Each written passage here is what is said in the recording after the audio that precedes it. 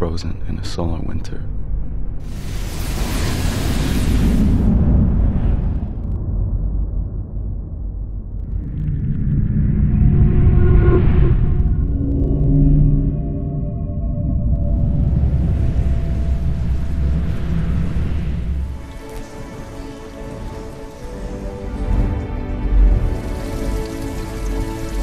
Tail off dramatically when we get nearer. You've been talking to Cyril. Captain? Bring back the waves. Mercury.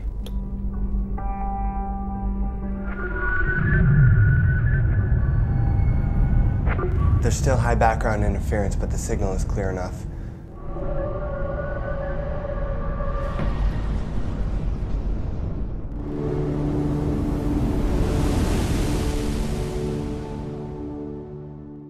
Halo semuanya, selamat datang kembali di channel Ruang Film, sebuah informasi untuk kalian penikmat konten spoiler. Oke, di video kali ini kita akan kembali jalan-jalan ke luar angkasa. Bukan mencari planet baru, melainkan pergi ke matahari. Sebelum ke pembahasan filmnya, kita akan sedikit belajar tentang matahari. Matahari adalah sebuah bintang. Untuk membuatnya terus menyala, matahari membutuhkan hidrogen sebagai bahan bakar. Di dalam inti matahari terjadi reaksi fusi mengubah hidrogen menjadi helium, lalu menghasilkan energi berupa foton. Foton adalah partikel elementer pembawa radiasi elektromagnetik seperti cahaya. Nah, cahaya sendiri adalah energi berbentuk gelombang elektromagnetik. Karena itu, cahaya disebut juga radiasi elektromagnetik. Salah satu syarat supaya reaksi ini terjadi di dalam inti matahari adalah temperaturnya harus mencapai 10 juta Kelvin. Atau minimal 1 juta derajat Celcius. Sekian banyak foton yang dihasilkan di dalam inti matahari akan menumpuk kemudian bergerak keluar inti yang kemudian dipancarkan bersama cahaya. Lalu apa yang terjadi jika syarat tersebut tidak terpenuhi? Tentunya tidak akan terjadi reaksi fusi di dalam matahari, yang menyebabkan matahari tidak dapat memancarkan cahaya atau mati. Hal itulah yang terjadi pada matahari di film ini. Mankind faces extinction. Our sun is dying. Welcome to Icarus II.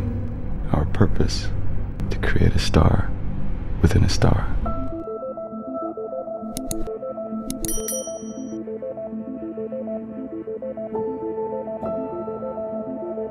Tahun 2057, apa yang ditakutkan terjadi. Matahari mulai sekarat. Tidak terjadi reaksi fusi pada inti matahari. Cahaya yang dipancarkan pun meredup. Kurangnya cahaya membuat suhu bumi menurun dan membeku. Perlahan bumi akan kembali kepada zaman es dan manusia pun diambang kepunahan. Para ilmuwan membuat proyek Icarus, yaitu sebuah misi menghidupkan kembali matahari. Kapal angkasa Icarus membawa sebuah bom bintang. Mereka akan meledakkannya di dalam pusat matahari agar terjadi reaksi fusi yang membuat matahari bersinar seperti sedia kala. Akan tetapi sebelum mencapainya, misi tersebut hilang dan dianggap gagal. 7 years ago, the Icarus Project sent a mission to restart the sun. 7 tahun kemudian, Icarus II diluncurkan. Misi tersebut membawa 8 awak kru. Mereka adalah Kaneda sebagai kapten, Harvey komunikasi dan wakil kapten, Corazon bagian sistem penyokong kehidupan, Kappa fisikawan, Mace teknisi, Casey pilot, Trey navigator, dan Searle sebagai dokter.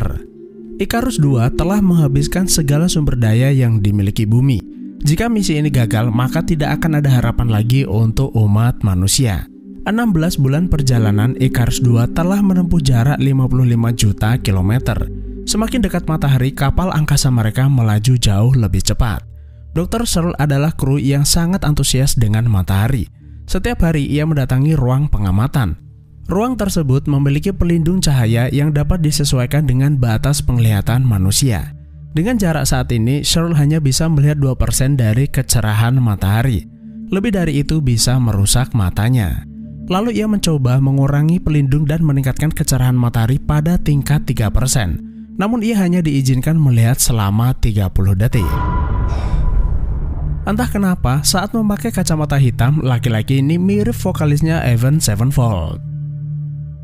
The solar wind reading is much higher than we'd anticipated. Saat makan, Kapten memberitahu bahwa intensitas badai matahari meningkat. Harvey berkata bahwa 24 jam ke depan akan terjadi gangguan yang membuat mereka tidak bisa berkomunikasi dengan bumi. Jadi kalau mau kirim-kirim pesan lebih baik dilakukan segera. Kappa mendapat giliran pertama. Ia mengirimkan pesan kepada keluarganya di bumi. Saat mereka menerima pesannya, mungkin Icarus sudah memasuki zona kematian. Mereka tidak bisa mengirim ataupun menerima pesan. Kappa memberitahu bahwa setelah mereka menjatuhkan bom ke dalam matahari, hanya butuh waktu 8 menit cahaya sampai ke bumi. Yang artinya saat itulah mereka tahu bahwa misi Icarus telah berhasil. Di ruang observasi, Corazon menemui Kapten. Ia menyampaikan laporan bahwa taman oksigen yang mereka miliki memberikan persediaan lebih dari cukup. Bahkan mereka hanya membutuhkan 1/4 untuk pulang ke bumi. Sejak awal, ilmuwan mengira bahwa gagalnya Icarus 1 karena kekurangan oksigen.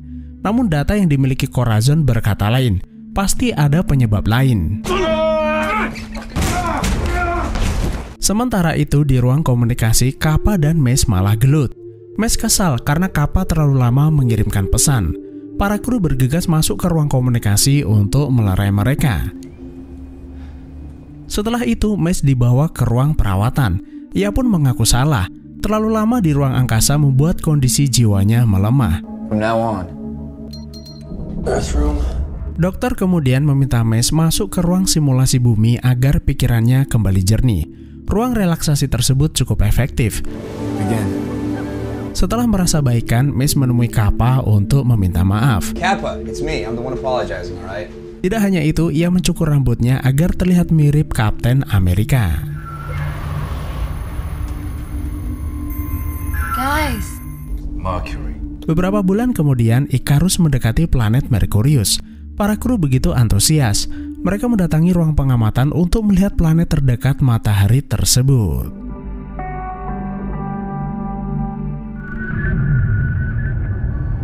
Hari berikutnya, saat Icarus melintasi Merkurius, Harvey mendengar sebuah transmisi.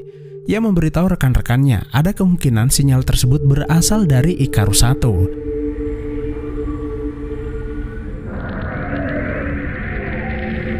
Sampai saat ini mereka tidak yakin apa yang terjadi pada misi sebelumnya.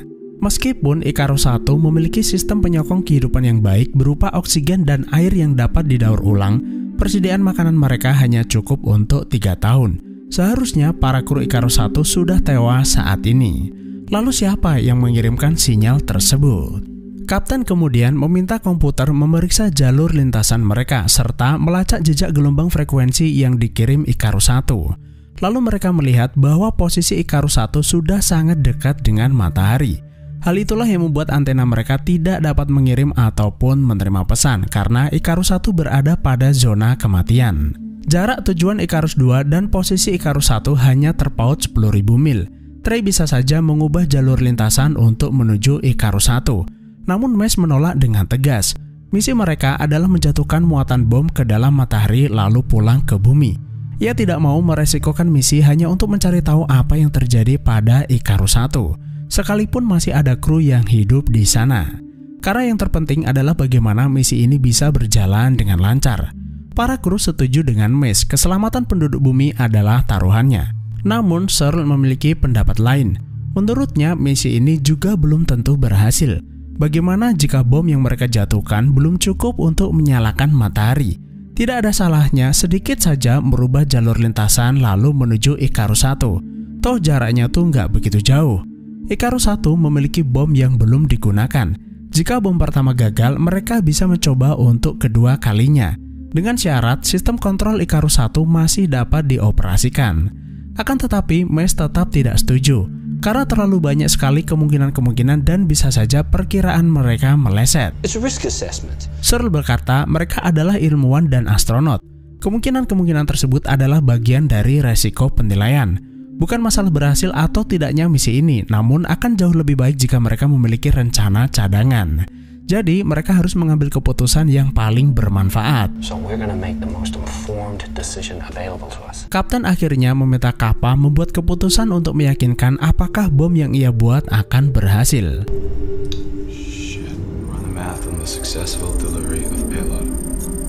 Setelah itu, Kappa pergi ke ruang kontrol. Ia mencoba mensimulasikan ulang bom setelah dijatuhkan. 4 menit setelah bom dilepas, roket akan menyala lalu mendorongnya masuk matahari. Sementara kapal mereka akan pulang ke bumi. Nah, yang menjadi masalah, komputer tidak bisa menghitung gravitasi matahari dan kecepatan roket. Apakah bom tersebut akan meledak tepat di inti matahari atau tidak? Sehingga komputer tidak dapat memproyeksikan kejadian setelah bom dijatuhkan. Terlalu banyak kemungkinan yang bisa terjadi, mereka belum tentu berhasil pada misi ini. Tidak ada pilihan, memiliki 2 bom artinya memiliki 2 harapan. Dan akhirnya Icarus II merubah jalur lintasan menuju Icarus I. 2 last hopes is better than 1.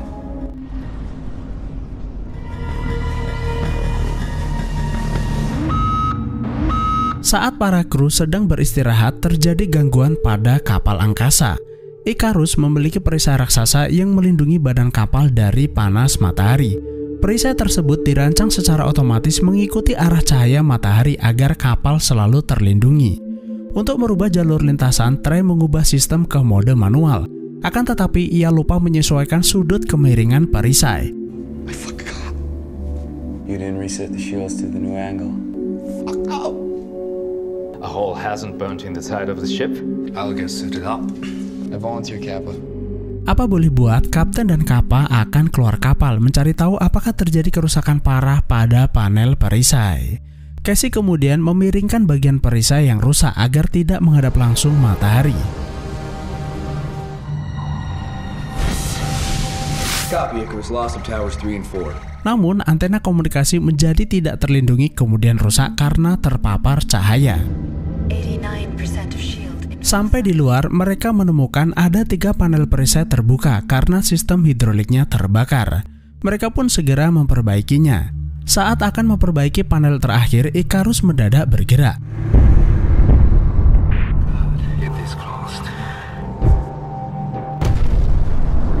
Terjadi kebakaran di ruang persediaan oksigen.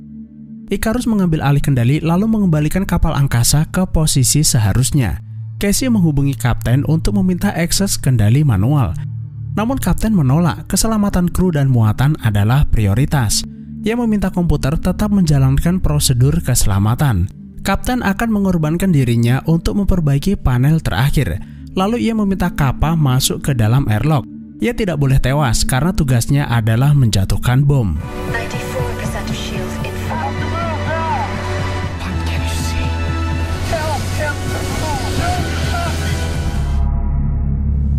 Sementara di dalam, Mace meminta Icarus membanjiri ruang yang terbakar dengan oksigen. Kilatan api akan membuat api keluar lalu padam dengan sendirinya. Meski mereka kehilangan taman oksigen, setidaknya kapal angkasa mereka selamat. Sepeninggal kapten, Harvey menjadi kapten Icarus II. Ia berkata bahwa persediaan oksigen tidak cukup untuk mencapai tujuan. Dengan keadaan seperti ini, mau nggak mau mereka harus segera menemukan Icarus I. Sementara Trey dibius di ruang medis karena ia mencoba bunuh diri setelah kesalahan yang dilakukannya. Beberapa hari kemudian Icarus II sampai ke tempat di mana Icarus I berada. Kapal angkasa tersebut hampir 2 kali ukuran Icarus II. Casey kemudian mendekatkan kedua perisai Icarus lalu menerbangkan Icarus II mendekati Icarus I. Selesai penggabungan, para kru masuk ke dalam, sementara Corazon dan Casey memantau dari Icarus II. Be careful. Watch your step.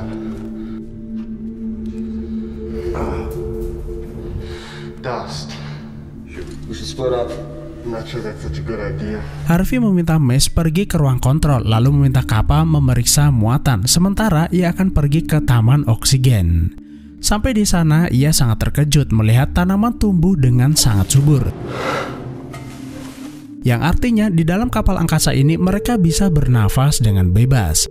Bahkan persediaan air cukup melimpah. Di ruang kontrol, Mace menyalakan rekaman penerbangan lalu menyiarkannya ke seluruh ruangan. We have abandoned our mission.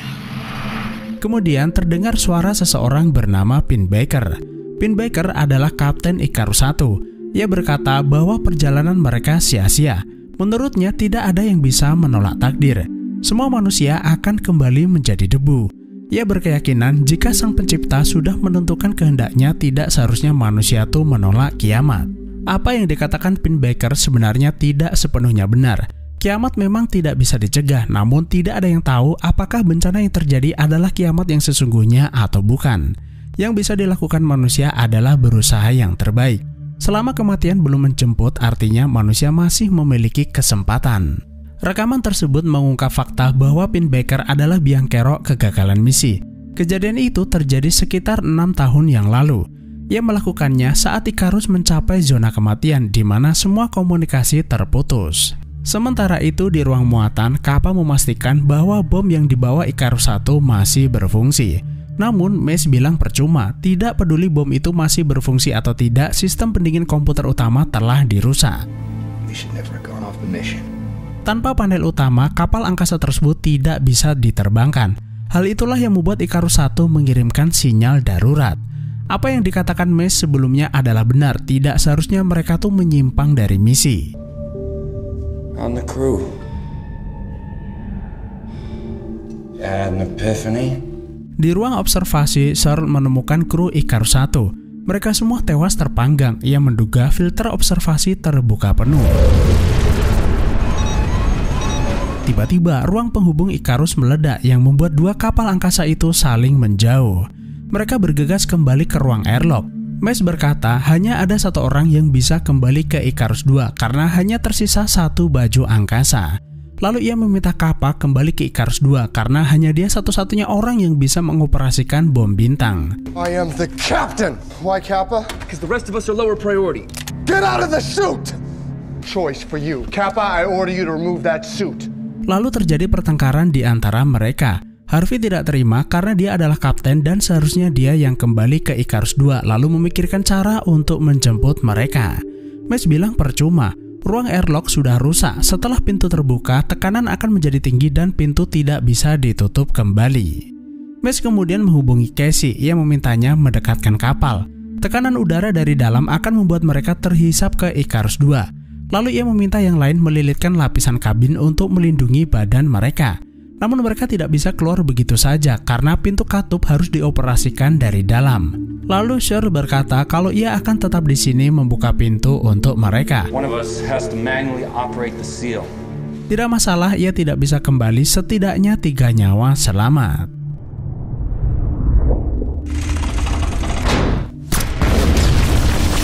Setelah pintu terbuka, mereka bertiga melayang ke arah Icarus 2. Mace dan Kappa berhasil selamat, namun Harvey terpental keluar. Ia membeku lalu tewas nggak lama kemudian.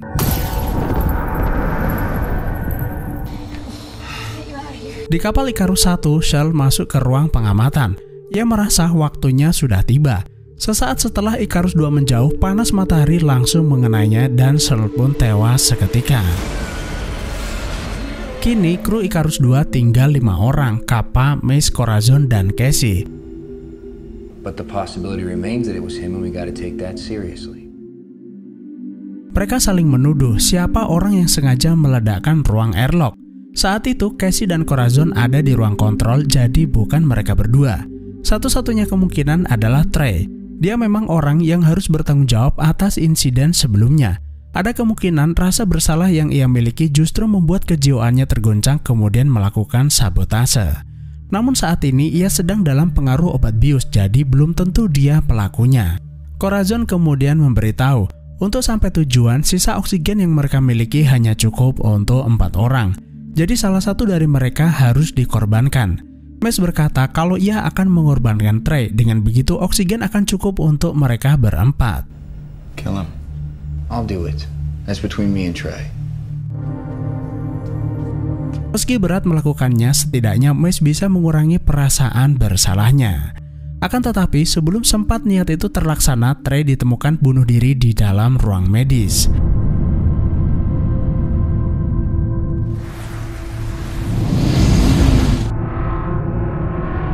Kini, kru tidak perlu khawatir kekurangan oksigen kemudian melanjutkan perjalanan.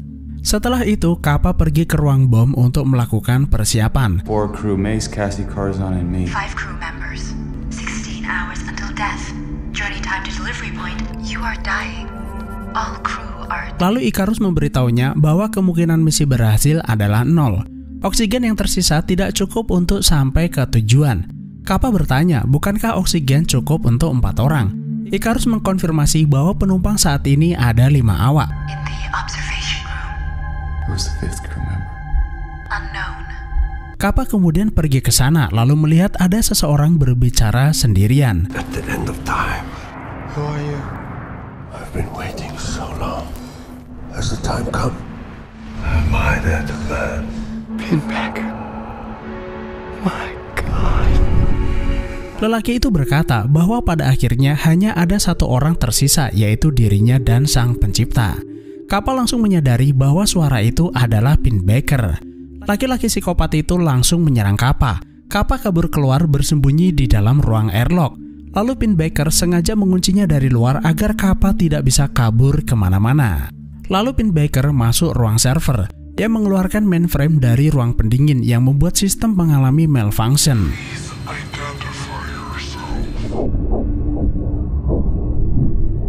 Setelah itu, ia pergi ke ruang oksigen. Ia menusuk Corazon yang sendirian dari belakang.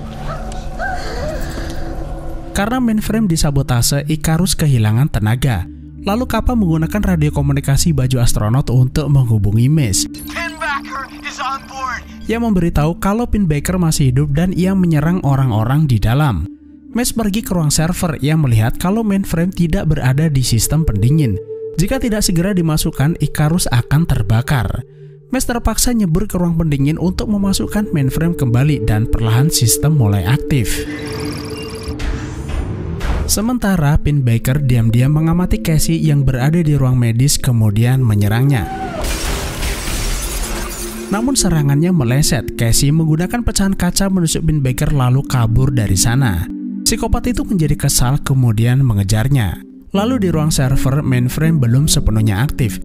Mace menghubungi Kappa. Ia tidak bisa menyusulnya karena ia akan menahan mainframe agar tidak mati. Saat ini Icarus berada pada orbit matahari. Kappa harus memisahkan muatannya, kemudian mengendalikan kapal secara manual lalu mendorong bomnya ke arah matahari. Force the bomb into the sun. Separate the payload. Do you get it, Kappa? I don't know if I can get her back online. We're in orbit. The computer's down. Have to break us out of orbit manually. Separate the payload. Agar bom tersebut meledak tepat sasaran, bom itu harus diaktifkan secara manual. Do it, Kappa! Tujuan mereka semakin dekat. Kappa menggunakan baju pelindung kemudian mencoba membobol pintu airlock. Lalu ia masuk ke ruang kontrol untuk melepas muatan dari Icarus. Setelah terlepas, Kappa kembali ke ruang airlock. Ia akan menyeberang di angkasa masuk ke dalam ruang muatan.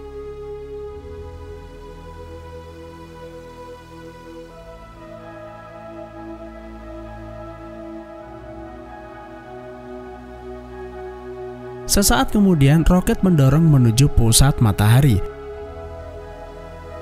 Kappa bergegas masuk ke dalam ruang aktivasi bom. Namun siapa sangka ia menemukan Cassie tergeletak lemas di sana, yang artinya Pinbacker juga berada di ruangan ini. Tiba-tiba Pinbacker menyerang Kappa dari belakang. Melihat Kappa tidak berdaya, Cassie bangun lalu mendorong Pinbacker jatuh ke bawah. Setelah itu, Kappa mengaktifkan bom yang mereka bawa, kemudian bom bintang itu meledak.